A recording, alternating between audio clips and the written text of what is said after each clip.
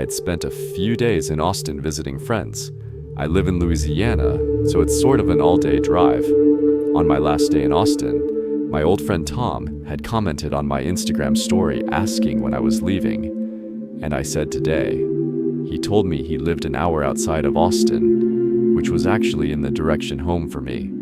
I hadn't seen Tom in years, and it would be nice to catch up. He said I should stop by, and I said sure, why not? I set my GPS for Tom's address, and it said about an hour-and-a-half drive. Tom and I had been friends back in high school, but lost touch after graduation. We followed each other on social media, but hadn't really spoken in years. When I pulled up, I noticed his house was a little old-fashioned. It wasn't run down or anything, just aged. The wooden porch creaked under my steps, and when he opened the door, I caught the scent of old wood and something rustic, like an old cabin in the woods. Tom was, of course, very welcoming, giving me a big hug and pulling me inside. Some friendships stay just as pure no matter how much time passes. The inside of the house was just as old as the outside. The furniture looked like it had been around since the 70s, and every step I took on the hardwood floors let out a small creak. It felt kind of Texas, I guess. It was charming in a way, like stepping back in time. We sat down in his living room, catching up on life, drinking whiskey.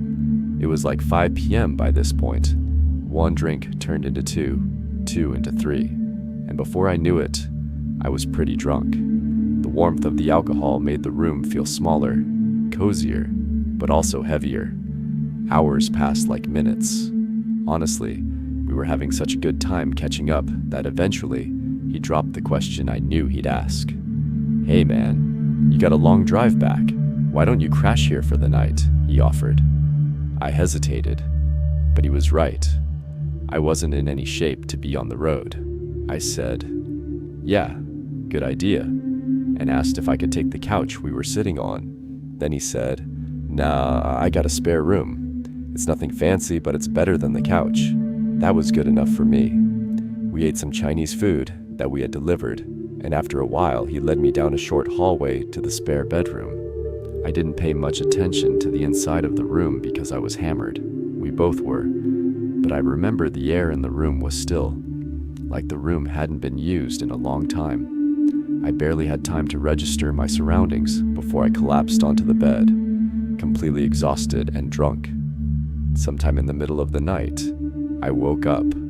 My mouth was dry, my head was spinning, and the room was dark, except for a little bit of moonlight sneaking in through the blinds.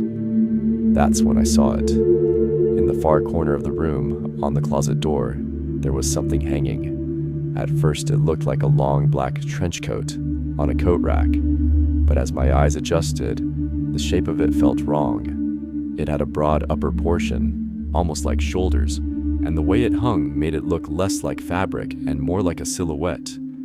My heart pounded in my chest. I didn't remember seeing that when I stumbled into the bed, but I had been drunk. Maybe I just hadn't noticed. I rolled over, trying to ignore it. It was just a coat, nothing more, but I couldn't help myself. I peeked again, still there. I squeezed my eyes shut, took a deep breath, and forced myself to sleep. I don't know how long I was out before I woke up again. It wasn't just discomfort that pulled me from sleep. It was sound. A slow, soft creaking, like someone stepping carefully on an old wooden floor. My eyes shot open. The room was dimly lit now, dawn creeping through the blinds. I turned my head toward the corner, and my stomach dropped. The coat was gone. I sat up so fast that my head spun. My body was buzzing with a sickening mix of fear and leftover alcohol. I scanned the room, my heart thudding against my ribs. There was nothing in the corner, just an empty closet door. I threw the covers off and rushed to Tom's room. He was snoring, completely unaware of the panic storming through me. I shook him awake, which took a lot of effort considering he was out from all the alcohol. He finally woke up, very confused, rubbing his eyes. "The coat," I said breathlessly. "The one on the coat rack in the spare room." He squinted at me, confused. "What coat?" he said. The black trench coat, the one that was hanging on the closet door. It looked like a person, almost. Tom sat up, looking more awake now. I don't own a trench coat, man. I don't even have a coat rack in that room, he said. I stared at him, waiting for him to say he was messing with me, that this was some kind of joke, but his expression stayed serious. Come look, I said. He sighed, but got up and followed me back to the spare bedroom. I pointed to the exact spot. It was right there, I said. Tom scratched his head. He asked if I was sure I wasn't just dreaming, but I insisted with my voice shaking slightly. I know what I saw. I woke up and it was there. Then I woke up again, and it was gone. We stood in the room for a few moments, both of us feeling the same eerie silence pressing in on us. Tom finally exhaled and shook his head, agreeing we should check the house, just in case. We searched every room, every closet, every corner. Nothing. No signs of forced entry, no weird coats hanging anywhere. Nothing that could explain what I saw. Eventually, Tom tried to convince me that maybe I had been in some kind of half-dream state, seeing things that weren't there. I wanted to believe that.